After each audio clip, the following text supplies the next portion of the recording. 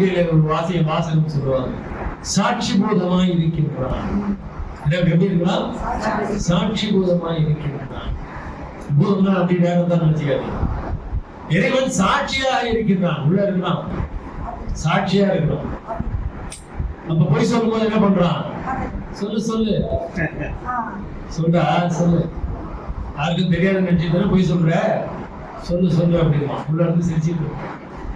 நான் நிறைய தடவை வள்ளலார் வந்து நான் சொல்ல வரேன் சிரி சிரி அப்படின்னு, ஏன்னா நம்ம செயல்பாட்டுக்கெல்லாம் அவர் சிரிச்சிட்டு இருப்பாரு.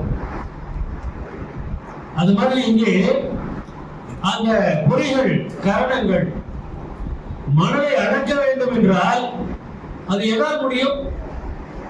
மனதால் தான் முடியும். மனசை அடக்கணும்னா அது மனசால தான் முடியும். மனம் செயல்பட வேண்டும். மனமே நீ அடங்குன்னு மனம் செயல்பட வேண்டும். மனசை அடக்கணும்னா அது மனசால தான் முடியும். நெஞ்சர் ஒருத்தர் படிச்சு பார்த்தா ரொம்ப அழகா சொல்லி இருப்பாரு. இரண்டாம் தமிழ் மொத்தமே இந்த மனசை பத்தி தான். மனதை நாம் எப்படி நம் வசப்படுத்துவது அப்படிங்கிறதா இரண்டாம் திருமணி மொத்தமும். நம்ம அந்த பக்கம் திரும்பி பார்க்கறதே கிடையாது. சொல்லுவார், திருவொற்றியூருக்கு வான்னு கூடுவார், மனசை கூடுவார். நம்ம இப்ப இங்க நெசபாவுக்கு வாரன்னா மனசுகிட்ட பேசிட்டா வந்தோம். நான் நெசபாவுக்கு போறேன், அங்க ஒருத்தர் சொற்பொழிவு பண்ண போறாரு, அங்க நல்ல அருமையா வள்ளல் பெருமாள் அங்க திருக்குறள் சொல்லி அப்படியே அற்புதமா வச்சிருப்பாங்க, அருள் கிடைக்கும் போது நான் போறேன் நீ வா அப்படின்னு மனசுகிட்ட யாராவது சொல்லணுமா? நான் வள்ளல் பெருமாள் சொல்றாரு, மனசு திருவொற்றியூருக்கு போறேன், உனக்கு என்னென்ன வேணுமோ வாங்கி தரேன் வா, உனக்கு என்ன வேணுமோ நான் வாங்கி தரேன் வா அப்படின்னு கூப்பிடுறேன். ரெண்டாவது தமிழ் முழுசும் அதுதான். ரெண்டாவது தமிழ் ஃபுல்லா மனசே வா மனசே வா, என் கூட வா என் கூட வா, உன் கூட என்ன இருக்காது அப்படின்னு, உன் கூட என்ன வலதடிக்க பார்க்கின்றாய். அற்புதமான பதிவுகள் அந்த இரண்டாம் திருமணம். அப்ப இங்கே அந்த கருவி கரணாதிகளாக அப்ப மனதை அடக்க வேண்டும் என்றால் அது மனதால் தான் முடியும், இல்லாட்டி முடியாது.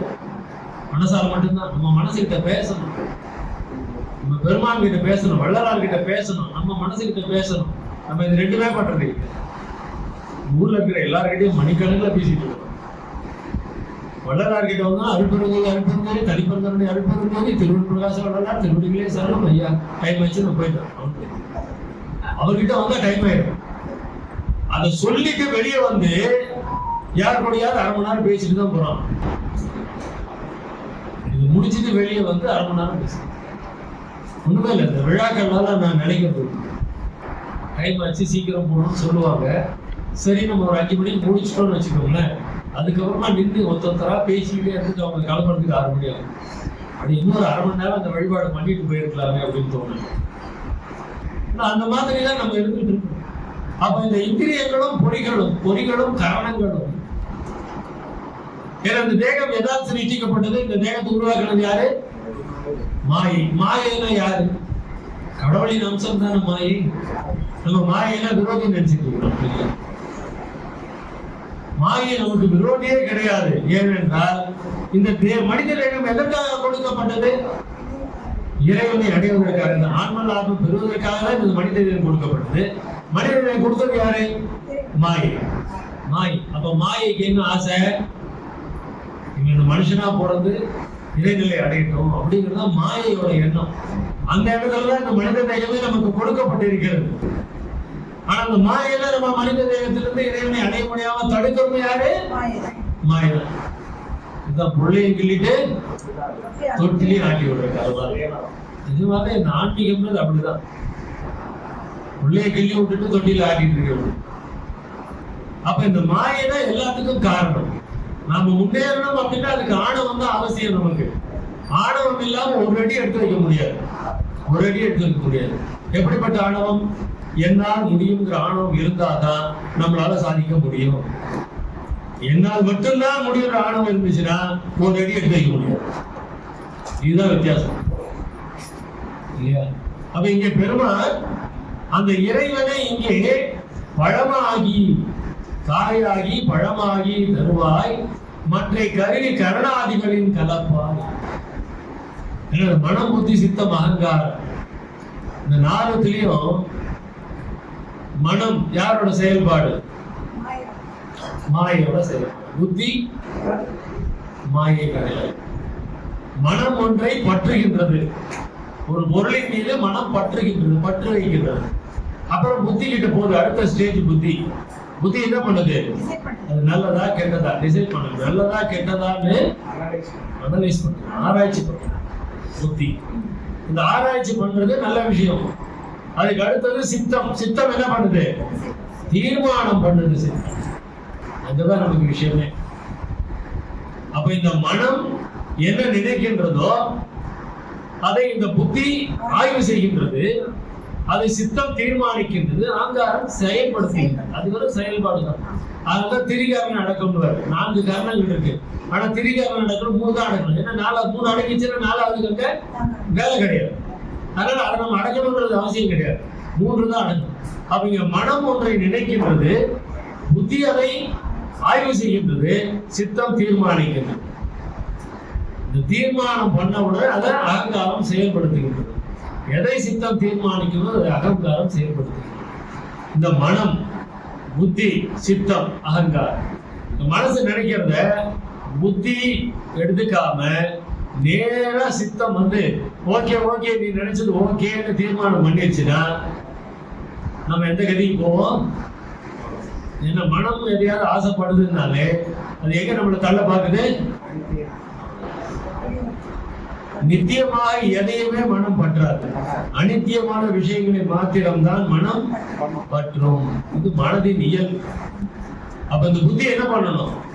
அதுதான் நல்லது கெட்டது தீர்மானம். நெசபாக நீங்க போலாமா வேணாமா? மனசுக்கு வந்துச்சு, நெசபாக தான் நிகழ்ச்சி இருக்கு அப்படின்னு மனசுக்கு வந்துச்சு, போலாமா வேணாமா கைலமா தீர்மானம் எது பண்ணது? மனம் வந்து அங்க அந்த புத்தியை விட்டுதுன்னா புத்தி தீர்மானம் பண்ணி போலான்னு சித்தம் தீர்மானம் எடுக்கும். ஆனா இந்த புத்தி கிட்ட போகாம மனசு என்ன பண்ணணும்? நேரா பைபாஸ்.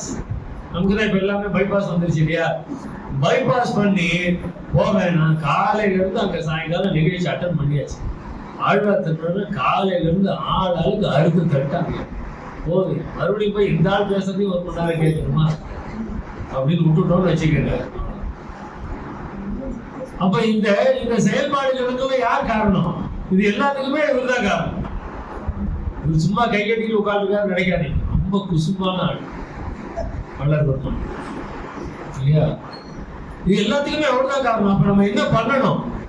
அந்த புத்தி என்ன பண்ணணும்? பெருமானே நல்லது கெட்டது நான் எடுக்க முடியாது, தீர்மானம் நான் பண்ண முடியாது, உங்ககிட்ட விட்டுறையா அப்படின்னு சரணாகதி அடைஞ்சிட்டோம்னா நம்ம பொழைச்சோம்.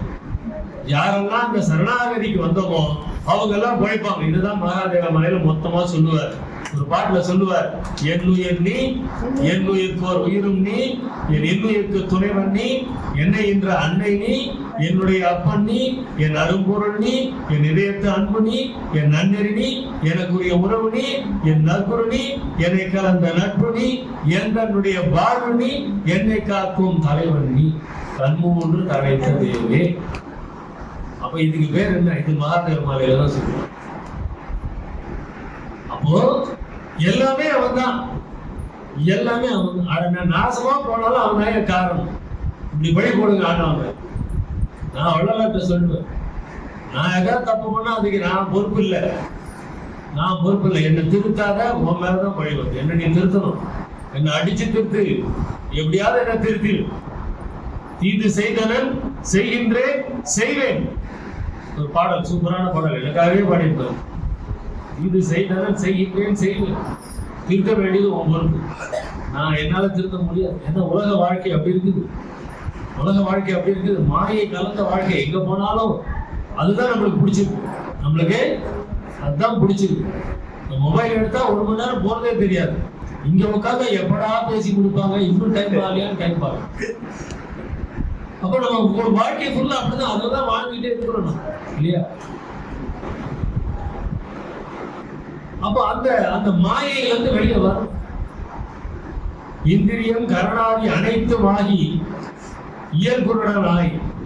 இன்னொரு பாட்டையும் சொல்ற, அளவிறந்த நெடுங்காலம் சித்தர் யோகர் அறிஞர் மலர் அயன் முதல்வோர் அனந்த வேதம் களவிறந்தும் கரணாதி இறந்தும் செய்யும் கடும் தவத்தும் காண்பரிதான் கடவுளாய். அவங்க இந்த மனசெல்லாம் அடக்கி தவம் பண்ணா கூட இறைவன் அவங்களால பார்க்க முடியாது. அருமையான பாடம் இதெல்லாம் தான் கொடுப்பாரு.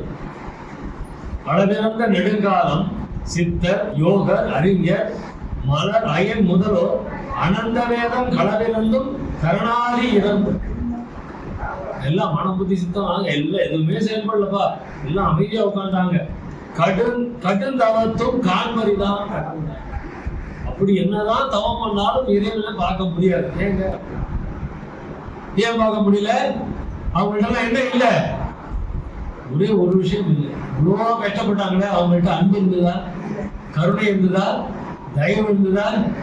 காட்டில் போய் உட்கார்ந்துக்கிட்டு இருந்தா எப்படிங்க தயவோடு செயல்படுது? குடும்பம்லாம் வேணாயா, நான் தனியா போய் உட்கார்ந்துக்கிட்டேன் அப்படின்னா எப்படி தயவங்க நம்ம செயல்படுத்த முடியும்? அதனாலதான் வள்ளல் பெருமான் இல்லறத்தார்கள் அப்படின்னு சொல்லி ரொம்ப அழகா கொடுக்கிறார். நம்மளாலதான் அந்த தயவை செயல்படுத்த முடியும், துறவிகளால செயல்படுத்த முடியாது. அதனால வள்ளல் பெருமான் கை மட்டும்தான். மற்ற கையெல்லாம் எப்படி இருந்துச்சு?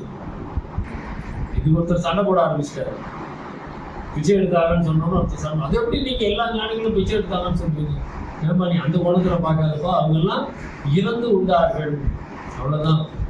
வள்ளல் பெருமான் தான் இறப்பவருக்கு இலை என்று ஈடு உண்டவர் வள்ளல் பெருமான். அவருக்கு எல்லாம் இப்படி இருந்தது. அவருக்கே எப்பவுமே இப்படி போனதே கிடையாது. அவருக்கு எப்பவுமே இப்படி போனது. ஆண்டவன் கூட அவர் இப்படி கையெழுத்தினாரான்னு எனக்கு தெரியல. மிரட்டி மிரட்டி அருள் வாங்கிக்குவார். மிரட்டுவார். எனக்கு அருள் கொடுக்கலன்னா எனக்கு அசிங்கம் இல்லை, உனக்கு தான் அசிங்கம் பாரு.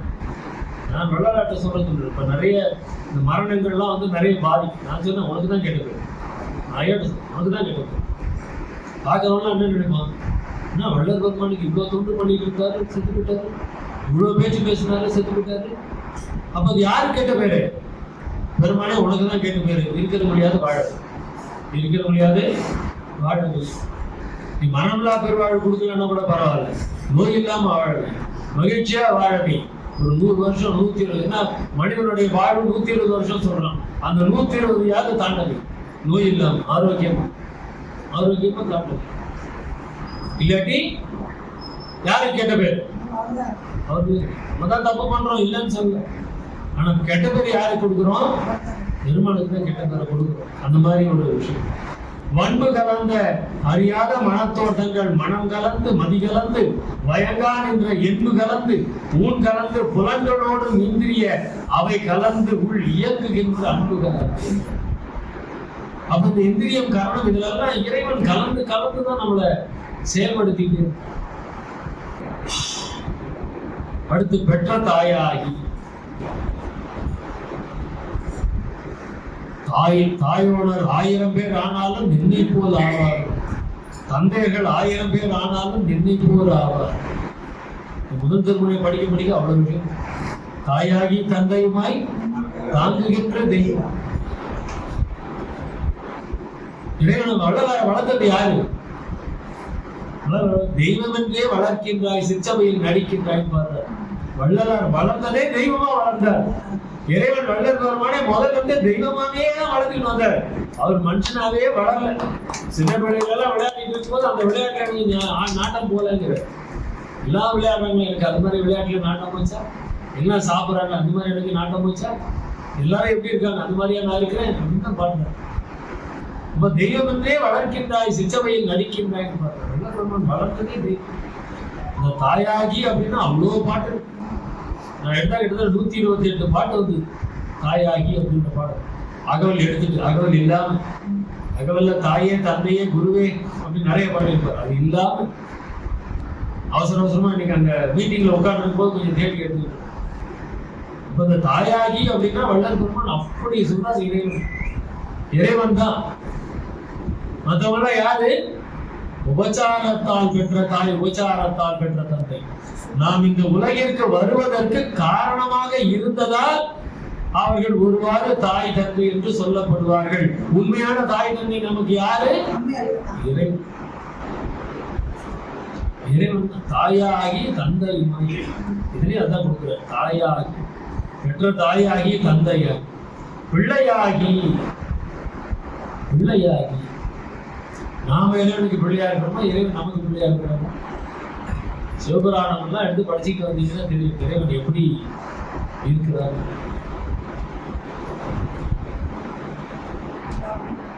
சுந்தரருக்கு தூது போறாரு, அடி வாங்குறாரு, வீட்டுக்கு மனசு வந்து பெரும்படி கட்ட நிறைய அனுப்பால மொத்தமா அது எல்லாத்தையும் சிவபுராணம் மொத்தத்தையும் அனுப்பால கொடுத்துருக்காரு. இந்த பிள்ளையாகி என்னங்க, வள்ளல் பெருமான் தான் இறைவனுக்கு பிள்ளையாகி இருந்தவர். வள்ளல் பெருமான் மாத்திரம் தான், வேற யாரும் இறைவனுக்கு பிள்ளையாவே இல்லை. பெருமான் மாத்திரம் தான் இறைவனுக்கு பிள்ளையாக இருந்தார். தத்துவத்தை எடுத்து படிச்சோம்னா சொல்லுவார், தனிப்பிள்ளை, கதிர்பிள்ளை, செல்லப்பிள்ளை, தலைப்பிள்ளை அப்படின்னு அப்படி சொல்லுவார். இறைவனுக்கு பிள்ளை அப்படின்னா வள்ளல் பெருமான். நீங்க பிள்ளையாகி அப்படின்னா நான் ஐயா நீதானே இருக்கு அப்படின்னு, நீதானே இருக்கு. இறைவனுக்கு பிள்ளையாகி நீதானே எங்களெல்லாம் காப்பாற்று. தானாகி நானாகி, தானாகி நானாகி, அதெல்லாம் தானாகி நானாகி.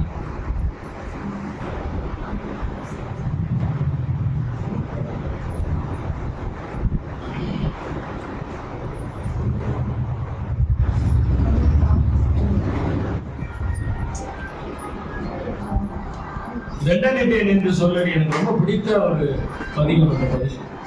அதுல ஒரு பாடல் அது வரும், வாழ்ந்தாரை மேலும் வாழ செய்பவருக்கு மாசு பறித்தவர் கையில் காசு பறிக்கின்றவர்க்கு தாண்டாரை அடிக்கடி தாழ காண்பவருக்கு தானாகி நானாகி தனியே நின்றவருக்கு தண்டனிட்டேன் என்று சொல்லடி. அதுல ஒண்ணுன்னா இறைவனை பத்தி சொல்லிட்டு தானாகி நானாகி தனியே நின்றவர். நிறைய பாடல்கள் அந்த மாதிரி. வள்ளல் பெருமானோட இறைவன் கலந்தான் அப்படின்னு சொல்லும்போது ரொம்ப அழகா சொல்றாரு. ஆணி பண்ணம்பலத்தில முடிக்கும் போது சொல்றாரு, அதுல முடிக்கும் போது சொல்றாரு, அங்க நடந்த விஷயம் அந்த இன்பம் எனக்கு தெரியாது, சாமி அறிவார் அப்படின்னு சொல்றாரு. அங்க என்ன நடந்ததுன்னு எனக்கு தெரியல. ஏன்னா ரெண்டு பேரும் ஒன்னாயிட்டாங்க. அப்ப என்ன நடந்ததுன்னு எனக்கு தெரியல. என்ன நடந்தது எனக்கு தெரியல, சாமி அறிவார், அவருக்கு தான் தெரியும் என்ன நடந்தது. நாங்க ரெண்டு பேரும் ஒன்னாயிட்டோம். நிறைய பாடல்கள் தானும் இறைவனும் ஒன்றாக கலந்ததாக நிறைய பாடல்கள். இந்த மாதிரி தானாகி நானாகி, என்னுடத்தே தானாகி நானாகி அமர்ந்தருளி நான் தான் எண்ணுகின்ற படியெல்லாம் அருள்கின்ற செல்வமே. அவர் உள்ளத்துல வந்து உட்கார்ந்துட்டாரு. அப்ப இறைவன் என்ன ஆனாரா? இவரா மாறி, இவர் இறைவனா மாறுறாரு, இறைவன் இவரா மாறுறார். என்னுடன் கலந்தான், அவன் என்னோட கலந்தான், நான் அவனோட கலந்தேன், ஒன்றானேன்னு பாடுற. ரெண்டு பேரும் வேற வேற உருவத்திலே இல்லைங்கிற. இறைவன் என் உருவத்தில கலந்துட்டான், நாங்க ரெண்டு பேரும் ஒன்றா பெற்றே நின்றும் இரவாமை பேதம் தருட்டேன், அவன் என்னை உற்றே கலந்தான், நான் அவனை உற்றே கலந்தேன், ஒன்ற அடிமை பேர் தலைவர். அப்ப ரெண்டு பேரும் ஒன்னா கலந்துட்டாங்க, ஒன்னா ஆயிட்டாங்க, ஒன்றானே. ஆனா நாம தான் அதை இன்னும் புரிஞ்சிக்காம அருட்பெரும் ஜோதி ஆண்டவர் வேற, வள்ளலார் வேற இருக்கு. அருட்பெரும் ஜோதி ஆண்டவர்னாலும் வள்ளலார் தான், வள்ளலார்னாலும் அருட்பெரும் ஜோதி ஆண்டவர் தான். ரெண்டு பேரும் வேறு வேறு அல்ல. இது ரெண்டு புரிஞ்சுக்கணும். அது புரியாம இன்னும் பெரிய குழப்பத்துலதான் சம்பாங்க போய்கிட்டு. தானாகி நானாகி நானும் தானும் ஒரு வடிவாகி, இன்னொரு பாட்டு, நிறைய ஒரு 7-8 பாட்டு இருக்கு மாதிரி. நானும் தானும் ஒரு வடிவாகின்னு பாடுறாரு. ஒரே தேகம் தான் இறைவனுடைய தேகம், வள்ளலார் தேகம் தான். இறைவனுக்கு தேகம் கிடையாது. இறைவனுக்கு தேகம் இருந்துதான் இல்ல. பரமாகாச சுரூபராகிய கடவுள் அனாதி. கடவுள் ஒருவரே வள்ளலார் சொன்னார் இல்லையா? அந்த ஒருவர் யாரு? பரமாகாச சுரூபர் தான் அந்த ஒருவர். அவருக்கு உருவம் இருக்கா? இல்ல. இப்ப அவருக்கு உருவம் இருக்கா? இருக்கு. என்ன உருவம்? இவரோட உருவம். இதுதான் வித்தியாசம். இந்த வள்ளலாருக்கு முன் வள்ளலாருக்கு பின், அந்த கிமு கிபி அழிச்சலான்னு நினைக்கிறேன். இந்த வள்ளலாருக்கு பின்னா தப்பா எடுத்துக்க கூடாது. என்ன, வள்ளலாருக்கு முன் இறைவன் ஒருவனே, கடவுள் ஒருவரே, இப்பவும் கடவுள் ஒருவரே. இப்ப எப்படி கடவுள் ஒருவரே? அருட்பெரும் ஜோதி ஆண்டவரும் வள்ளல் பெருமானும் ஒன்னாயிட்டாங்க, அதனால கடவுள் ஒருவரே. ரெண்டா சொல்லாதீங்க, ரெண்டா சொல்லாதீங்க, ரெண்டும் ஒண்ணுதான். நான் மகாமந்திரத்தையும் சொல்லுவேன், ராமலிங்காயமையும் சொல்லுவேன். ஏன்னா ரெண்டுத்துக்கும் எனக்கு பொருள் வித்தியாசம் கிடையாது.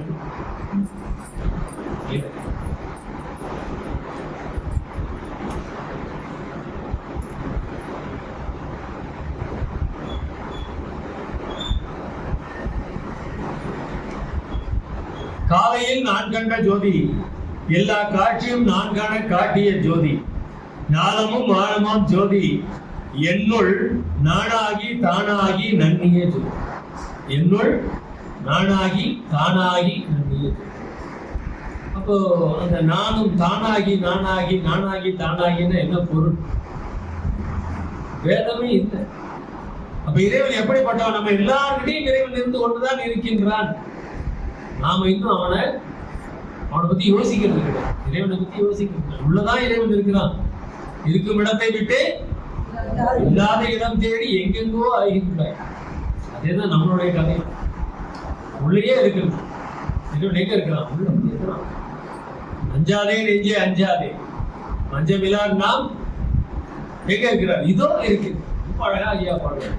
இதோ இருக்கு, இதோ பக்கத்தை உள்ளே இதோ இருக்கின்றார். அஞ்சாதே நெஞ்சே அஞ்சாதே. அது மாதிரி இங்கே தானாகி நானாகி இறைவன் இருந்து கொண்டுதான் இருக்கின்றார். சகலமாகி ஓயாத சக்தி எல்லாம் உடையதாகி. சகலமாகின்னு என்ன அர்த்தம்? சகலமும் அவன்தான். சகலமும் அவன்தான். இதுக்குள்ள இறைவன் இருக்கிறானா? இருக்கிறான். எப்படி இருக்கிறான்? எந்த ரூபத்துல இருக்கிறான்? இப்ப நான் பேசுறதெல்லாம் உங்களுக்கு எது வழியா கேட்குது? இது வழியா போய் இங்க போகும்.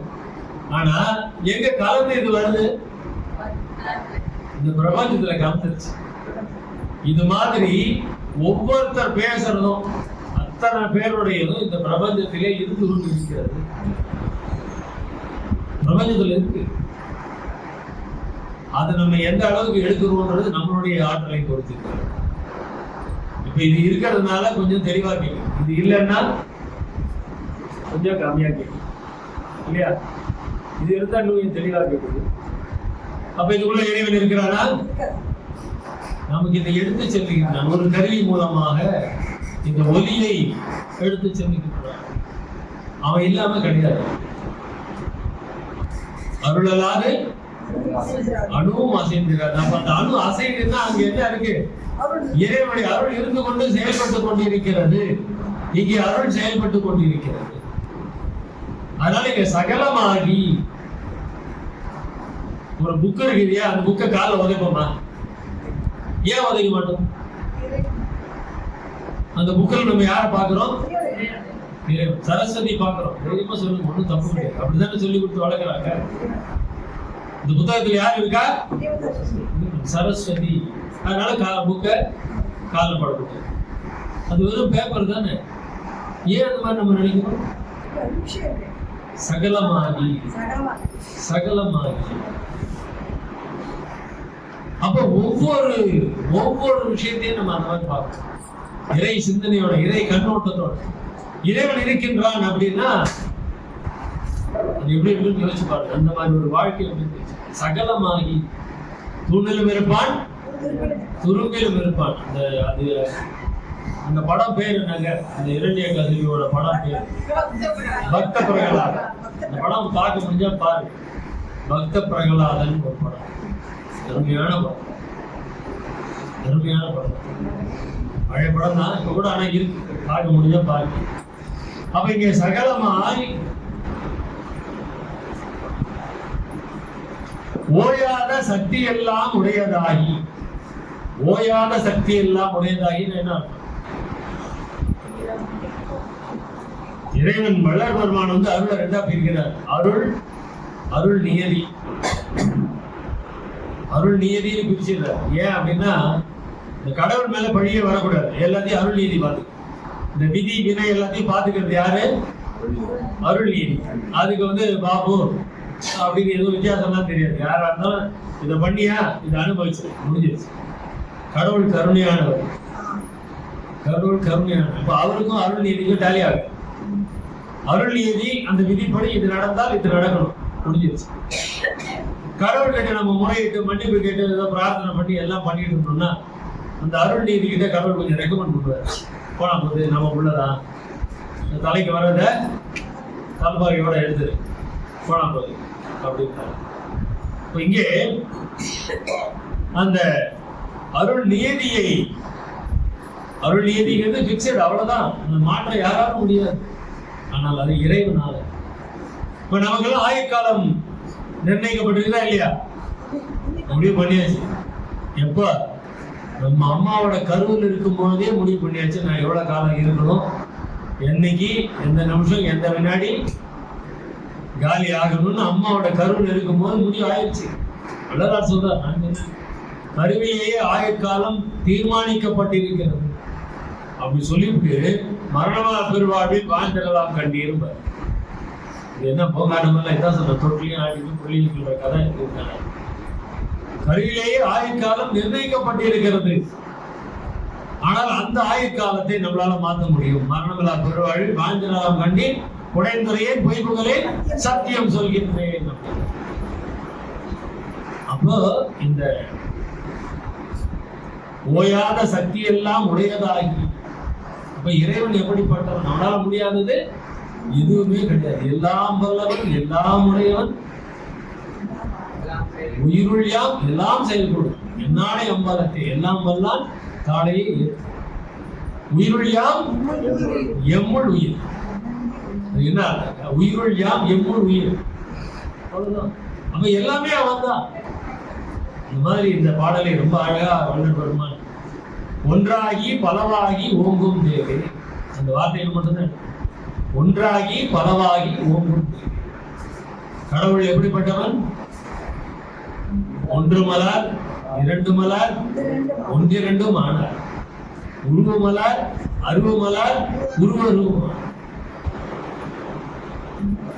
அந்த மாதிரி இறைவன் அப்படின்னா நம்ம அதெல்லாம் டிபைட் பண்ண முடியாது. இதுதான் இறைவன், இப்படிதான் இருப்பான், அதெல்லாம் டிபைட் பண்ணவே முடியாது. என்ன நினைக்கிறோமோ அப்படி வருவான் இறைவன். எதையெல்லாம் எண்ணி நாம இருக்கு அப்படி எப்படி நம்ம நினைக்கிறோமோ அதுதான் இறைவன். நான் எப்படி நினைச்சதோ அதுதான் இறைவன். இதை எடுத்துமே நான் வச்சுக்கிட்டு பூஜை அர்ச்சனை எல்லாம் பண்ணி நான் கும்பிட்டு இருந்தேன்னா இறைவன் இப்படியே காட்சி. ஏன்னா அவனுக்குன்னு ஒரு உருவம் கிடையாது. அவனுக்குன்னு ஒரு உருவம் கிடையாது. வள்ளலார் நமக்கு வள்ளலாரா காட்சி தருவார். ஏன்னா அவருக்கு உருவம். அதுக்கு முன்னாடி இறைவன் எப்படி காட்சி கொடுப்பான்? எப்படி எல்லாம் நினைச்சோ முருகன் மாதிரி நினைச்சா முருகன் காட்சி கொடுப்பான், பிள்ளையார் மாதிரி நினைச்சா பிள்ளையாரா காட்சி கொடுப்பான். எப்படி நினைக்கிறீங்க அப்படி காட்சி கொடுப்பான். அது மாதிரி ஒரு அற்புதமான பாடலை இங்கே நமக்கு சிந்திக்க வைத்து, இந்த மகாதேவ மாலை, தயவு செஞ்சு இந்த மகாதேவ மாலைன்னு படிக்காது, மகாதேவ மாலை என்றதை உச்சாரணம் செய்து அந்த அந்த பதிகத்தை குறைந்தது ஒரு மாசத்துக்கு ஒரு தடையாவது அந்த பதிகத்தை படிச்சு பாருங்க. பதிகம் ஒன்றாம் திருமுறை என்று அலட்சியம் செய்யாமல், ஏன்னா அந்த ஒன்றாம் திருமுறையில் தான் நாம் அந்த இறைவனை புரிந்து கொள்வதற்கு ஆறாம் திருமுறையில பதிவிளக்கத்துல என்ன சொல்றாரோ அது எல்லாம் மகாதேவ மாலையில சொல்லப்பட்டிருக்கு. இதையும் அதையும் கம்பேர் பண்ணியே பார்க்கணும். ஆறாம் திருமுறையில பதிவிளக்கம், சிவபதி விளக்கம், ரெண்டு தலைப்பு. ஆறாம் திருமுறை மகாதேவ மாலை எடுத்து அதையும் படிச்சு பாருங்க. 3 தலைப்பும் படிச்சு பாருங்க. வள்ளல் பெருமான் முதல்ல என்ன சொன்னாரோ அதுதான் கடைசி வரைக்கும் சொல்லியிருப்பார். கடைசியில் என்ன சொன்னாரோ அவர் முதல்லயே சொல்லிட்டு இருப்பார். 2ஆம் திருமுறையிலே வள்ளல் பெருமான் மரணத்தை வென்று விட்டேன்னு பாடுவார். 2ஆம் திருமுறையில இறைவனும் நானும் ஒன்னாயிட்டோம்னு பாடுவார். 6ஆம் திருமுறையிலையும் பாடுவார். 2ஆம் திருமுறையிலே ஜீவகாருண்யம் தான் அப்படின்னு சொல்லிட்டு முதல் திருமுறையிலே சொல்லுவார். 6ஆம் திருமுறையில அதான் சொல்லுவார். உரைநடையில அதான் சொல்லுவார். இந்த மாதிரி பெருமான் முதலிலிருந்து எதையுமே வேறுபடுத்தி சொல்லுவதே கிடையாது. அதை அமைத்தவர்கள் கொஞ்சம் முன்னுக்கு பின் வேற மாதிரி அமைச்சுட்டாங்க. விடிய முதல் திருமுறை முதல்ல பண்ணார், 2ஆம் திருமுறை அப்புறம் பண்ணாருன்ற எண்ணத்துல யாரும் பார்க்காதீங்க. வள்ளல் பெருமான் நமக்காக, நாம் இறைநிலை அடைவதற்காக அத்துணை பாடல்களை நமக்காக ஏன் உரைத்தேன், இரக்கத்தால் எடுத்துரைத்தேன் என்று பெரும் கருணையால், தனிப்பெரும் கருணையால் வள்ளல் பெருமான் இந்த திருவருட்பாவை நமக்கு அளித்திருக்கின்றார். அதில் இந்த மகாதேவ மாலை என்பது முக்கியமான ஒரு மாலை. அதை சிந்திப்பதற்கு வாய்ப்பளித்த இந்த மன்றத்திற்கு நன்றி பாராட்டி விடைபெறுகிறேன். நன்றி, வணக்கம்.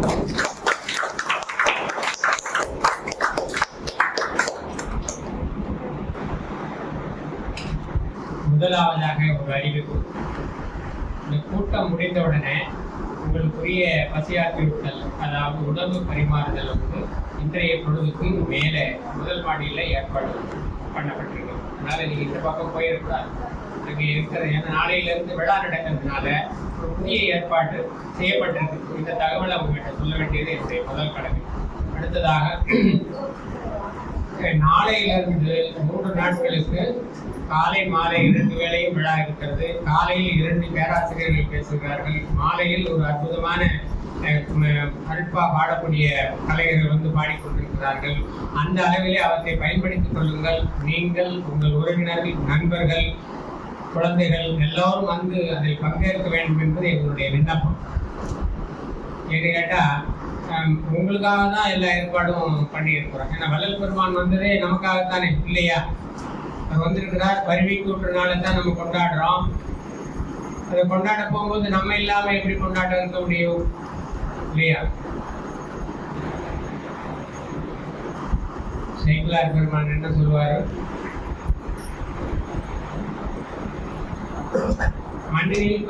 மண்ணினில் பிறந்தார் மண்ணினில் பிறந்தார் பெரும்பயன், மதிசூடும் அண்ணலார் அடியார் அவருக்கு அமுது சேவித்தல். 2 வேலை கொள்வதுதானா இந்த மண்ணினில் பிறந்தார் செய்ய வேண்டிய வேலை? 2 வேலை தானா? அடியாருக்கு அமுது செய்வித்தல், ஆண்டவனை கொண்டாடுதல். சரிதானுங்களா ஐயா? அடியாருக்கு அமுது செய்வித்தல், ஆண்டவனை கொண்டாடுதல். இது 2 தான் இந்த 3 நாள்ல நடக்கிறது. நீங்க எல்லாம் அடியார்கள், உங்களுக்கு அமுது ஏற்பாடு செய்யப்பட்டிருக்கிறது, நித்தமும் செய்யப்படும். ஏன்னா வள்ளல் பெருமான் வந்து நமக்காக வந்தவர். அவரை கொண்டாட வேண்டியது ஆண்டவனை கொண்டாடுவதும் அதுவும் ஒன்றுதான், வேற ஒன்றும் இல்லை இல்லையா? குருநாதர் குருவே சிவமன கூறிடன் நம்பி. வள்ளல் பெருமான் வேற, சிவபெருமான் வேறையான நம்மளை பொறுத்தவரை இல்லை இல்லையா? ஐயா சொன்னாங்க நானாயி தானாயி. அது மகாதேவ மாலையை பத்தி ஒரு நல்ல ஒரு அற்புதமான ஒரு புத்தகம். ஏன்னு கேட்டீங்கன்னா அந்த தமிழ் வந்து அப்படியே என்ன சொல்றது, நம்ம முற்றவல் செய்ய போகும்போது நாங்க படிப்போம். அப்படியே அந்த ராஜபாட்டையில் அந்த குதிரையில போற மாதிரி தமிழ் வந்து எல்லாருமே சொல்லுவாங்க, கொஞ்சு தமிழா குஞ்சு தமிழா, என்ன தமிழ்னே தெரியாது. அது என்ன எப்படி மற்ற பதியங்களுக்கு அதுக்கும் மாலை, தேவ மாலை, மகாதேவ மாலை, அதுவும் அவங்க அது உண்மையிலே எனக்கு அதுக்கு நான் உண்மையிலே அவருக்கு நான் நன்றி செலுத்த கடமைப்பட்டிருக்கிறேன். ஏன்னு கேட்டா ஒரு பாடல் பதிகம் என்பதுல என்ன சொல்றதுன்னா சொல்ல போது சொல்லுவாங்க ஸ்பீக்கிங் டேர்ம்ஸ் அப்படிம்பாங்க. எடுத்தாலே பேசுங்க. அது சும்மா வந்து அது படிக்கிறது இல்லை, வாசிக்கிறது இல்லை. அப்புறம் மனதை பற்றி கொஞ்சம் சொன்னாங்க. நீங்க மனதோட நீங்க அதை கொஞ்சம் செய்ய ஆரம்பிச்சீங்கன்னா நீங்க வந்து ஐயா பார்த்துருவாங்க. ஏன் இப்ப மனதான் சொன்னா, இப்ப மனதை தாண்டி பின்னும் மதமாகி மதம் கடந்த வாய்மையாகி இப்பதான் நான் இங்க வரேன். அவங்க பேசின வரைக்கும் ரொம்ப அற்புதமா திருவருட்பா உள்ளேயே அப்படி சுத்தி வந்தாங்க. நான் எனக்கு ஒரு சின்ன சந்தேகம். மதமாகி மதம் கடந்த வாய்மையாகி, திருப்பவும் சொல்றேன், மதமாகி மதம் கடந்த வாய்மையாகி. அப்போ வாய்மை வந்து மதத்துக்குள்ள அடங்காதா? நான் சொல்றது சரியா சொல்றேன்னா நீங்க தான் தீர்மானிச்சுக்கணும். மதமாகி மதம் கடந்த வாய்மையாகி, அப்ப வாய்மை வந்து இந்த மதத்துக்குள்ள அடங்காதா? என்னங்கய்யா? யாருக்கு தீங்கு சொல்றாங்க மதம்ன்றது ஐயா சொன்ன மாதிரி எப்படின்னு சொல்லிக்கலாம், அப்படி இலக்கண பிரகாரம் கொள்கைன்னு சொல்லிக்கலாம். இல்ல நீங்க அதுக்குள்ள போகக்கூடாது. மதம் சமயம் என்பது வழிபாட்டு நெறியோட சம்பந்தப்பட்டதுன்றது அடிப்படையில தான் இப்ப நம்ம பேசிட்டு இருக்கிறோம். சரிதானுங்களா? நான் என்ன கேட்கிறேன்னா, மதம் கடந்த வாய்மையாகி, மதமாகி மதம் கடந்த வாய்மையாகி, அதானுங்களே அவரி மதமாகி மதம் கடந்த வாய்மையாகி. அப்போ இந்த வாய்மை வந்து மதத்துக்குள்ள அடங்காதான்னு கேள்வி. அடங்காது அப்படின்னா மதத்தை விட எது பெருசு? அவ்வளவுதான்.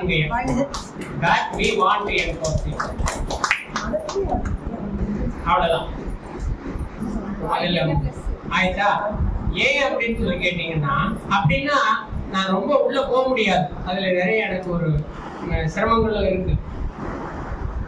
சரி, அப்போ மதம் வந்து உண்மையை சொல்லாதா? எந்த மதமும் சொல்லல உண்மையை. அது அப்படி சொல்ல முடியாது. நீங்க அப்படி சொல்ல முடியாது. கொஞ்சம் மெதுவா வெளிப்படையா சொல்லல, வெளிப்படையா சொல்லல. இல்ல அப்படியும் கூட சொல்லுது. இல்ல அதெல்லாம் நீங்க சொல்றதெல்லாம் ஏற்புடையதான்.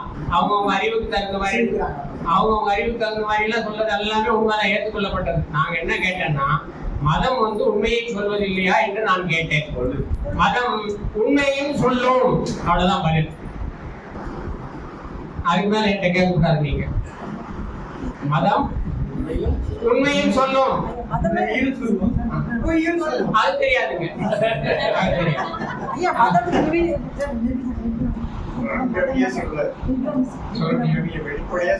சொல்லுங்கய்யா. ஆமா ஆமா ஆமா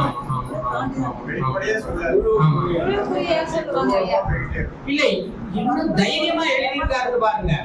மதமாகி மதம் கடந்த வாய்மையாகி. அந்த மதத்துக்குள்ள வாய்மை நிக்காது. ஏன்னு கேட்டீங்கன்னா, அந்த வாய்மைக்குள்ள கடவுள் இருக்கிறாரு. வாய்மைக்குள்ள கடவுள் இருக்கிறதுனால வாய்மையே வெல்லும் இல்லையா? மதமே வெல்லும்னு யாராவது ஒத்துக்கிட்டேங்க.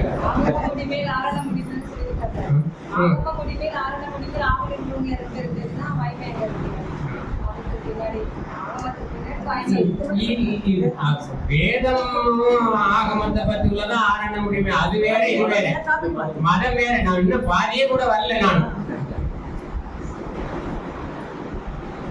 இல்லையா? இதை பார்த்தேன் நான். ஐயா எவ்வளவு தைரியமா சொல்லியிருக்காரு பாருங்க. மதமாகி மதம் கடந்த வாய்மையாகி. மதம் வந்து வாய்மையை பிடிச்சு வைக்க முடியாதான். அப்போ மதம் வாய்மையை பேசாதா?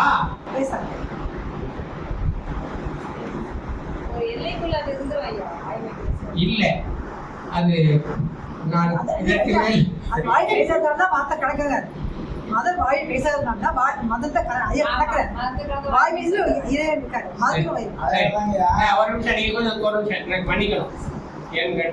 எனக்கு கொடுக்கப்பட்டிருக்கிற நேரம் 10 நிமிஷங்கள் தான். உங்களுக்கு நேரம் ஆயிட்டு. அப்புறம் இன்னொன்னு செய்தியை நான் உங்களோட சொல்ல வேண்டியது இருக்கு. என்னடா ஐயா அவங்க திரு அனுப்பாக்குள்ளே ஒரு ரவுண்ட் அடிச்சிட்டாங்க அதுக்குள்ள. நான் அதுக்குள்ள திருப்பி நான் போகல. அச்சா ஏன் அப்படின்னு சொன்னீங்கன்னா, கடவுள் வரணும்னா மதத்தின் பின்னாடியே போனா நான் வருவேன் அப்படின்னு சொன்னாரானா தெரியல. பொய் புகழ்வார் நெஞ்சத்தில் புகுதாத குடிதண்ணி. யார் மதத்தை பிடிச்சுன்னு போறாங்களோ அவங்க கிட்ட நான் வந்துடுவேன்னு ஐயா சொல்லல. பொய் புகழ்வார் நெஞ்சத்தில் புகுதாத குடிதண்ணி. பொய் யாரு சொல்லலையோ அது அவர்கிட்ட போய் பூந்துப்பாரா இவரு? ஏன் நான் வந்து மதத்தின் வழியில அப்படி பண்ணணும்னா வரமாட்டாரா? தெரியல. பொய் புகழ்வார் நெஞ்சத்தில் புகுதாத புனிதண்ணி. இன்னொரு படி மேல போகணுமா? பொய்யாமை பொய்யாமையாக்கின் அறம்பரை செய்யாமை நன்றி. ஒருத்தர் பொய்யே சொல்ல தர்மமே பண்ண வேண்டாயா நீ? வேற என்ன வேணும்?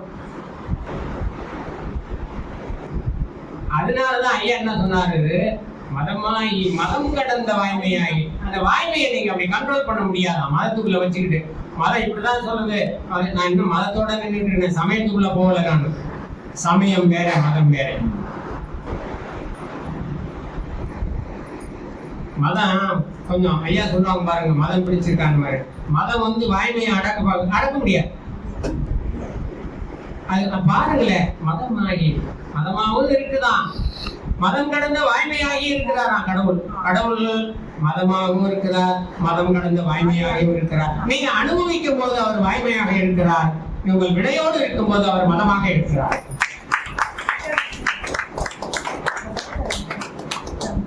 தெளிவு உங்களுக்கு குரு கிடைச்சாருன்னா தெளிவு. நன்றி தீது பிறர் தந்தது இது.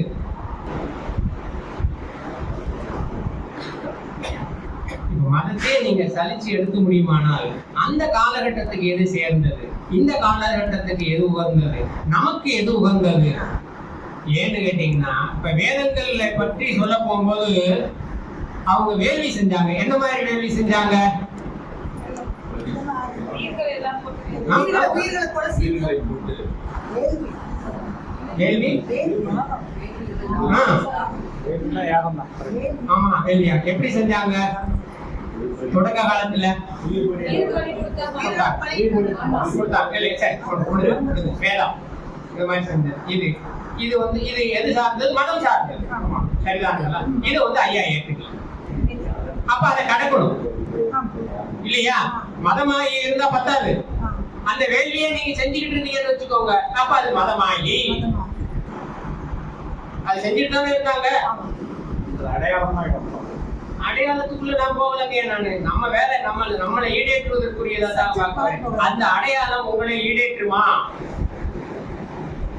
அதையே அதை வந்து அந்த காலகட்டத்துக்கு அதையும் பின்பற்றியவர்கள் இருந்தார்கள். ஆனா அது எது சரி எது சரியில்லை அப்படின்றத காலம் தீர்மானிக்க போகும்போது இப்ப நீங்க மதத்தை, சமயத்தை, வேதத்தை எல்லாத்தையும் பத்தி சொல்லக்கூடிய அளவுக்கு நீங்க எல்லாரும் வந்திருக்கீங்க. அப்படித்தானுங்களே இல்லையா? இப்ப நம்ம கிட்ட என்னன்னு கேட்டீங்கன்னா அறிவு நல்லா இருக்கா? எது வேதம், எது ஆகமம், எது ஞானம், எது நல்லது, எது கெட்டது எல்லாம் தெரிகிற அளவுக்கு இருக்கா? இருக்கு. ஆனால் என்ன நம்ம கிட்ட கொஞ்சம் குறையா இருக்கிறது? கேட்கல. வாய்மைன்னு சொல்வதற்கு கூட இல்ல. இப்ப இந்த காலகட்டம் எப்படி இருக்குன்னு கேட்டீங்கன்னா அறம்போலும் கூர்மையரையனும் மரம்போல்வர் மக்கள் பண்ணில்லாத நல்ல கூர்மையா இருக்காங்க. அடுத்த 10 நிமிஷம் எடுத்தானே 1 நிமிஷத்துல அடைஞ்சு செஞ்சுட்டு போயிடுவான். அவ்வளவு ஷார்ப். சரிப்பா, அதெல்லாம் சரி. அறிவு அறம்போலும் கூர்மையா இருக்கு அறிவு. ஆனா அறிவு என்ன செய்யணும்? அறிவு என்ன செய்யணும்? அம்மா அறிவுதான் ஆகுவது உண்டோ? சொல்லுங்க. அறிவினால் ஆகுவது உண்டோ? பெரிதின் நோய் தன்னோய். அதாவது இன்னொருத்தருடைய துன்பம் என்னுடைய துன்பம் அப்படின்னு நான் நினைக்கலன்னா அறிவினால் ஆகுவது உண்டோ? இல்ல. அப்ப இந்த அறம்போலும் கூர்மையரேனும் மக்கட்பின்னம் கற்றாதவர் எப்படிப்பட்டவங்க? இதை கொண்டு வந்து சேர்க்கறதுக்காகத்தான் மதமாகி மதம் கடந்த வாய்மையாகி. வாய்மைன்னு சொன்ன உடனே தம்பி நல்ல விளக்கம்லாம் வேற சொன்னாரு. வாய்மை நற்பொழுது யாதெனில் யாதொன்றும் தீமை இல்லாத சொல்லு. அப்படின்னா அப்படியே உள்ளது உள்ளபடி சொல்லக்கூடாது. அப்படின்னா வாய்மைனா யாதொன்றும் தீமை இல்லாத சொல்லலும் அப்படியே அது நடந்ததுயா? அப்படியே நான் சொல்றேன். சொன்னா அது என்ன தப்பா? அதான வாய்மை இல்லையா?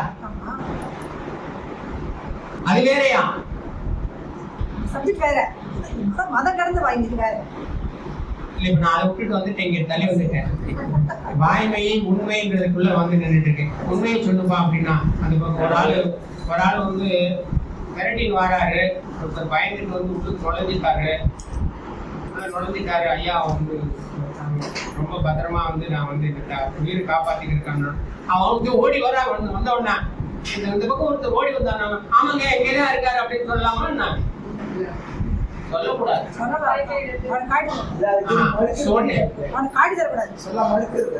இல்ல. ஏன்னு கேட்டீங்கன்னா அது ஒரு தீமையை கொண்டு சேரும். அப்படிதான் இல்லையா? ஐயா அருமையா போட்டு உடைச்சிட்டாங்க. தர்மமாக ஏதோ ஒரு துன்பத்துல ஓடி வர்றான், தன்னை காப்பாத்திக்கிறதுக்கா வர்றான். துன்பத்துல வர்றவனை காப்பாற்ற வேண்டியதுதான் உங்களுடைய தர்மமே தவிர அவன் நம்ம பார்த்தாச்சு வந்தாச்சு தேடி வர்றான். ஆமா ஐயா இங்கதான் இருக்கிறான் அப்படின்னு சொல்லலாமா? இப்ப எதனால ஐயா வந்து வாய்மை எனப்படுவது யாதனின் யாதொன்றும் தீமை இல்லாத சொல்லலாம். அப்படியே நேர்ந்தது நடந்தது அப்படியே சொல்றது அர்த்தம் இல்ல. தீமை இல்லாத சொல்லணும். வந்திருக்க உள்ள வந்து ஒளிஞ்சுக்கிட்டவருக்கு தீமை இல்லாத சொல்லணும். உங்களுக்கும் தீமை இல்லாத இல்லைங்கய்யா. இப்படி அப்படி ஒருத்தர் வரவே இல்லையே. அப்படி ஒருத்தர் வரவே இல்லைங்கய்யா. இன்னும் ஒரு படி ரொம்ப நல்ல கெட்டிக்காரர் என்ன சொல்றான், அப்படி வந்தா நான் உங்களுக்கு சொல்றேயா அப்படின்னு சொல்லி அவரை போச்சுடுவார். அப்படி வந்தாரே நான் சொல்றேயா அப்படின்னு சொன்னோன்னா அவன் சந்தோஷமா போவான். இல்லையா அப்படி இப்படின்னா ஒத்துக்க மாட்டான். அப்படி யாரும் என்ன கலர் சட்டை நம்ம கேட்கணும், அவன் மேல அன்பு கொண்டு எந்த மாதிரி ஆடை போட்டிருந்தாரு, எப்படியா வந்தாரு, நான் வந்தேன்னா நிச்சயம் உங்களுக்கு தகவல் சொல்றீங்க கேட்டுட்டு இவனை பாதுகாக்க வேண்டிய வேலைக்கு நம்ம இருக்கிறோம், அதுதான் தர்மம் என்பதை ஐயா அருமையா சொன்னாங்க. அப்போ அதுதான் வாய்மை இல்லையா? வாய்மை எனப்படுவது யாதனை யாதொன்றும் தீமை இல்லாது. அப்போ உங்க மதம் என்ன செய்யணும்? திருப்பி நான் மதத்து பக்கம் வரேன். யாதொன்றும் தீமை இல்லாததாக இருக்குமே ஆனால் அது வாய்மை. அந்த வாய்மையை தழுவிக்கொள்ளுமையானால் உங்கள் வாழ்க்கை சீராக சிறப்பாக அமையும் என்று சொல்லி நீட்டி பேச நினைக்கப்படும் அங்கிருக்கக்கூடிய உங்கள் பொன்னார் திருவடிகளை வழங்கி ஐயா அவருடைய திருவடியை வழங்கி சிறப்பு வாசிப்பதற்காக ஐயா குமரேசன் அவர்களையும் ஐயா தென்னவர்களை அழைத்து அமைகிறேன். 35 உலகப்பேர் Thank